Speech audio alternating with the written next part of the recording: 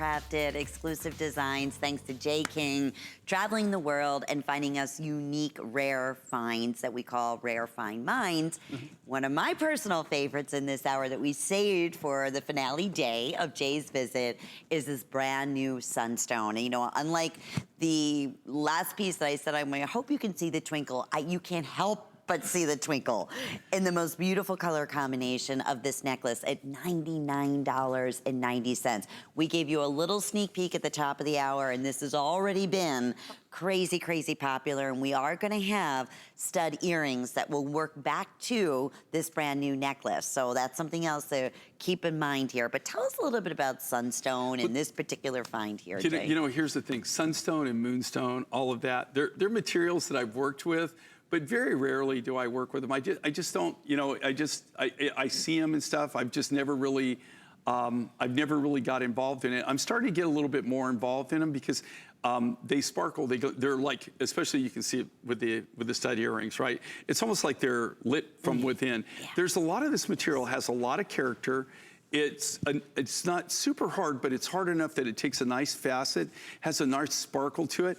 But what kind of like, I think drew me to this is I was playing with these rough materials, you know, like that's kind of how I design. I surround myself with rough specimens. I start putting things together and I say, oh, that works, this works, that works.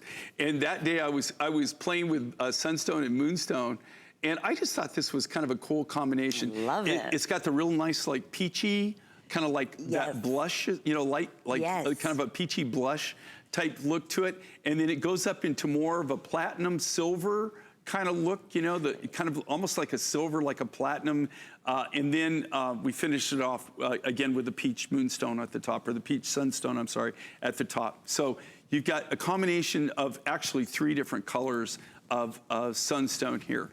This is not mined per se, it's actually collected, and it's a friend of ours, Sue, who, this is one of the programs that she puts together for.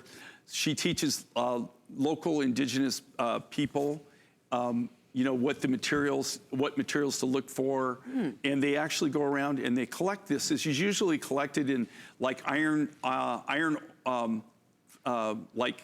flats, iron ore flats, or where they'll have like meteorite fields, iron ore fields, meteorite fields. You know, is usually where you find this material. And it's very dense, it's very heavy, it's kind of a fun material to work with. And this piece here, looking at Angie, she's wearing just a pretty little natural, neutral colored sweater.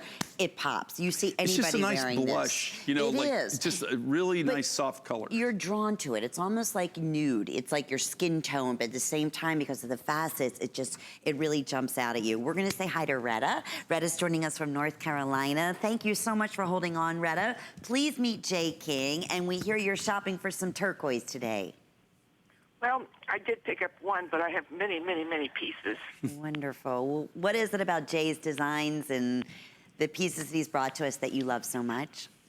Well, I probably started buying them back around late 1900s, 2000, somewhere in that range. And there's just so many. First of all, I want to tell him how glad I am he switched from the lobster claw to the hook for clothing. So you have been with you Jay go way for a back, while. yeah, you go way back. Well, you're probably one of the reasons we did that for, Retta, because, you know, like we did that for, I've been on for 24 years. That was after my 2nd year. Then so many of our viewing audience, like you, said, hey, you know what?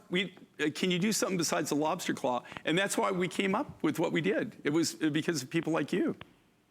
Well, I'm 79, and the arthritis in the fingers makes it very difficult to do the lobster claw anymore. And I asked this once before, and I'm not quite sure if you gave me the answer, because this is the first time I spoke to you. But have you always used the heart on as your logo? Because I have pieces that I think might be yours, but they don't have hearts on them. Okay, so the answer is no. And so how you can tell anything is mine is my trademark, my brand, is D. There's a little thing, it'll say D, there'll be a D, and then a T, and then an R, but it's all together, DTR. and that's my brand. That's my registered brand.